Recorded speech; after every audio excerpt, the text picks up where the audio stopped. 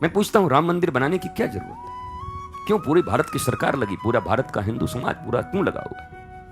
एक मंदिर नहीं बनेगा तो क्या होगा? नहीं, बात एक मंदिर की नहीं है, बात संस्कृति की है, बात आस्था की है, बात आत्मस्थ होने की है।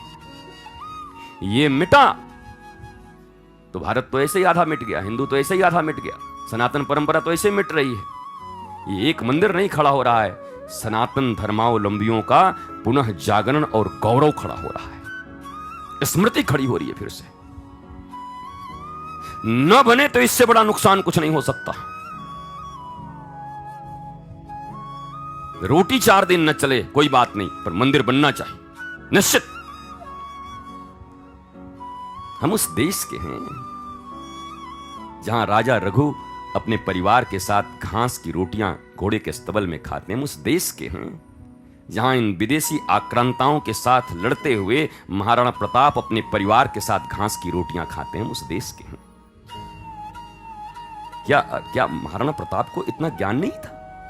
सरेंडर कर जाते और कहीं के छोटे से रियासत के बड़े रियासत के राजा बन जाते हो तो सब देने को राजी था, बोला आधा आपका। गौरव की बात है, धर्म संस्कृति का गौरव। वो मिटा तो सब मिटा, आदमी निष्प्राण हो जाएगा, कोई मतलब नहीं पशुओं की तरह रोटी खाके और जीने से।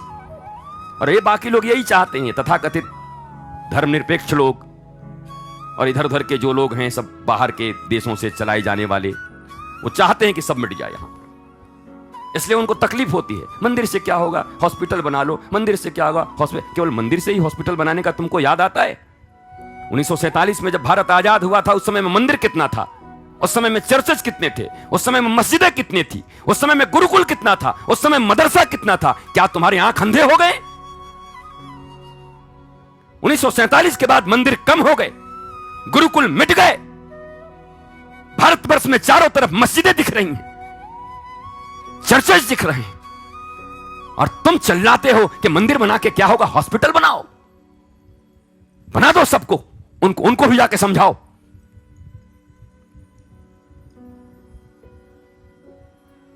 ये सीधे सीधे सनातन परंपरा को दफन करने की तैयारी है, मिटाने की तैयारी है। मंदिर बने तो हॉस्पिटल याद आते हैं, और वो रेलवे स्टेशन से लेके जीटी रोड से लेकर के जगह जगह, हर जगह मजार, हर जगह मीनार। 30 साल पहले जिन लोगों ने भारत को देखा होगा, अब देखेंगे तो घबरा जाएंगे। उस समय इनके मुंह चुप होते हैं, कुछ बोलते नहीं। ये आसुरी प्रवृत्ति के लोग हैं जो सनातन धर्म को मिटाना चाहते हैं पूरी तरीके से। घंटे घड़ियाल न बजे, शंख न बजे, मंदिर न जा पाए।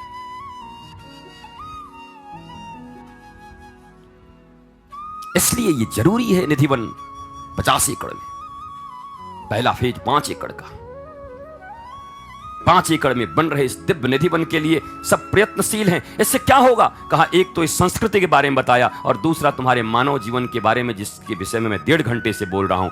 अहम शून्यता, अहंकार रहित हो जाओगे, जो अपने गुरु के कहने से द्वार द्वार, जगह जगह जाकर लोगों को जगाकर भिक्षा मांगने के लिए राजी हो गया, वो निश्चित समझो उसका अहंकार टिक नहीं सकता। कबीर कहते हैं, जिसका अहंकार मिटा ईश्वर उसे मिले। ईश्वर मिलने का ही अर्थ है तुम्हारे जीवन में प्रेम, सुकून, शांति, आनंद, परिवार के साथ मस्ती, जो तुम चाहते हो वो सब मिलेगा। पर ईश्वर प्राप्ति के बिना यह कुछ नहीं होना। और ईश्वर प्राप्ति में सबसे बड़ी बाधा क्या है? बोला अहंकार का होना है। अहंकार कैसे मिट सकता है? बोला गुरु की आज्ञा से द्वार द्वार जाकर भिक्षा मांगेंगे, द्वार द्वार लोगों को जगाएंगे। हम भले ही करोड़पति अरबपति हो सकते हैं, पर 145 रुपए 1 इंच भूमि जाकर लोगों से मांगेंगे, निधिवन जी के लिए दो, हमारे गुरु की आज्ञा है, हमारे कृष्ण की आज्ञा है। और निश्चित तुम्हारे जब अहंकार मिटेंगे, तुम अपने दुख को मिटाना चाहते हो, मैं कहता हूं मैं तुम्हारे दुख को मिटाने का ही तुम्हें उपाय दिया हूं। तुम ये मत समझना कि कोई जंगल खरीदने का, जमीन खरीदने का, पेड़ पौधे लगाने का, इसका संदर्भ दूसरा है। मूल संदर्भ तो यह है,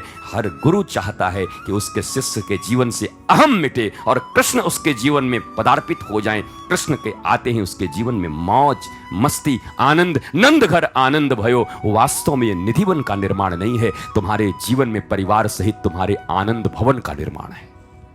एक निधिवन नहीं बन रहा। जो लोग इस कर्म में लगे हैं, जिनको जोड़ रहे हैं, उनके आनंद भवन बन रहे हैं, वो जहां भी हैं।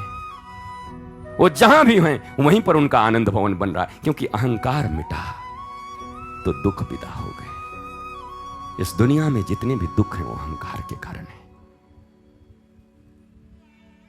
चाहे कोई मेंटली परेशान है, चाहे कोई जेलस में है, सभी परेशान। रोटियों के लिए बहुत कम परेशान है भारत में लोग। रोटी है, मकान भी है, दुकानें भी हैं, त्योहार भी हैं, परिवार भी हैं, बेटे बेटी भी हैं, परेशान हैं तो सिर्फ अहंकार से। अहंकार बड़ा दुख देता है साहब, जीवन नरक बना देता है। गुरु की बातें भी विष की तरह लगती हैं, माता पिता की बातें भी विष की तरह लगती हैं, भगवान की बातें भी रावण और कंस को विष की तरह लगती हैं, केवल अहंकार के कारण। आइए वृंदावन धाम में श्री आनंदम निधिवन के भूमि विस्तार में अपना सहयोग मात्र 145 रुपये 1 इंच भूमि दान के रूप में समर्पित करें। आप अपनी सहयोग राशि गूगल पे और पेटीएम के माध्यम से भी भेज सकते हैं।